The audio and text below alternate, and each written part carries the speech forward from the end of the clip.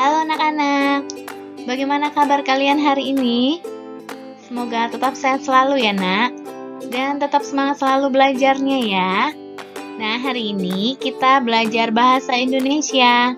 Judulnya, penggunaan huruf kapital pada teks. Ya, kita sudah pernah ya belajar penggunaan huruf kapital ya. Nah, hari ini kita menggunakan huruf kapitalnya pada teks. Kita langsung lihat ya. Huruf kapital dapat dipakai sebagai huruf pertama pada awal kalimat. Contohnya, para siswa mengikuti upacara bendera. Lihat huruf P pada awal kalimat yang sudah Ibu garis bawahi itu menggunakan huruf kapital. Selain huruf itu, huruf kapital juga dipakai pada huruf pertama nama orang serta penulisan nama kata ganti untuk Tuhan. Contohnya, Nina selalu berdoa kepada Tuhan. Lihat, Nina untuk penggunaan nama orang, N-nya huruf besar, kepada Tuhan, T-nya huruf besar. Selain pada penulisan Tuhan, huruf kapital juga dipakai pada huruf pertama nama orang. Misalnya, Jonas, Lani, Fitri. J-nya, L-nya, dan F-nya harus huruf besar.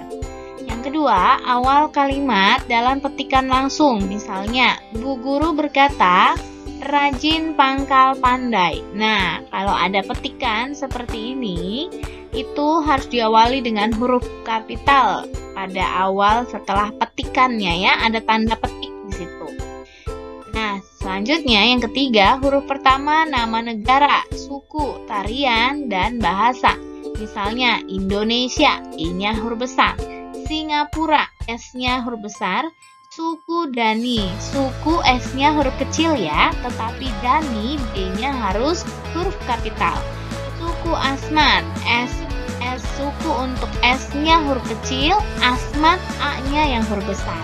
Tari Kecak, tarinya T-nya huruf kecil ya, tetapi Kecak K-nya huruf besar. Tari Jaipongan, tarinya T-nya huruf kecil, Jaipongan J-nya huruf besar. Bahasa Jawa, bahasa B-nya huruf kecil ya, tetapi Jawa J-nya harus huruf kapital. Bahasa Sunda, bahasa B-nya huruf kecil, tetapi Sunda S-nya harus huruf kapital. Nah ini ya anak-anak ya, harus kalian lihat benar-benar yang mana yang menggunakan huruf kapital. Dan yang terakhir, huruf kapital, huruf pertama nama bulan, hari, dan hari besar atau hari raya. Misalnya, Desember, D-nya huruf besar. April, A-nya huruf besar. Senin, S-nya huruf besar. Kamis, K-nya huruf besar. Hari Raya Nyepi, hari raya, H dan R-nya huruf kecil, tetapi Nyepi, N-nya huruf besar. Idul Fitri, I-nya huruf besar, F-nya huruf besar. Nah, ini ya anak-anak untuk penggunaan huruf kapital pada nama bulan, hari, dan hari besar atau hari raya. Dan yang terakhir, huruf pertama nama tempat, objek wisata, nama wilayah, misalnya Jakarta, J-nya huruf besar, Makassar, M-nya huruf besar, Danau Toba, D dan T-nya huruf besar, Gunung Berapi, G dan M-nya huruf besar, Provinsi Bangka, P dan B huruf besar, Kecamatan Ciracas, K dan C-nya juga huruf besar. Nah, ini anak-anak ya, penggunaan huruf kapital ya, selain untuk nama orang ya, ataupun untuk kata ganti Tuhan, ada 5 yang perlu kalian ketahui. Oke anak-anak, kita lanjut ya. Penggunaan tanda titik pada kalimat. Tanda titik merupakan tanda baca yang dipakai di akhir kalimat. Tanda titik dipakai dalam kalimat pernyataan. Selain itu, tanda titik juga dipakai dalam singkatan nama orang. Misalnya, M titik Hasan, H-nya huruf kapital ya. A titik Yani, A-nya huruf kapital, Y-nya huruf kapital. Dan W titik R titik Supratman. W-nya huruf besar, R-nya huruf besar, Supratman S-nya huruf besar. Nah, ini anak-anak ya, penggunaan tanda titik untuk singkatan nama orang. Apa sih kepanjangannya itu? Nah, lihat ya, sebelum disingkat, M. Hasan tadi itu adalah Muhammad Hasan. Ya, sesudah disingkat menjadi M. titik Hasan. Nah, lihat lagi yang tadi di atas itu ada A. titik Yani. Sebelum disingkat itu Ahmad Yani. Maka kalau disingkat A. titik Yani. Lalu yang WR Supratman itu sebelum disingkat adalah WG Rudolf Supratman. Maka sesudah disingkat menjadi W titik R titik Supratman. Nah, ini anak-anak ya, penggunaan tanda titik pada singkatan nama orang. Tanda titik dalam singkatan nama dapat kita temukan pada nama jalan dalam suatu peta atau denah. Misalnya, Jalan H titik R titik Rasuna Said dan Jalan M titik H titik Tamrin. Nah, ini anak-anak ya, untuk penggunaan tanda titik untuk singkatan nama jalan. Nah, kita lanjut untuk penggunaan tanda titik pada kalimat. Tanda titik digunakan pada akhir kalimat berita. Tanda titik juga digunakan untuk singkatan nama orang.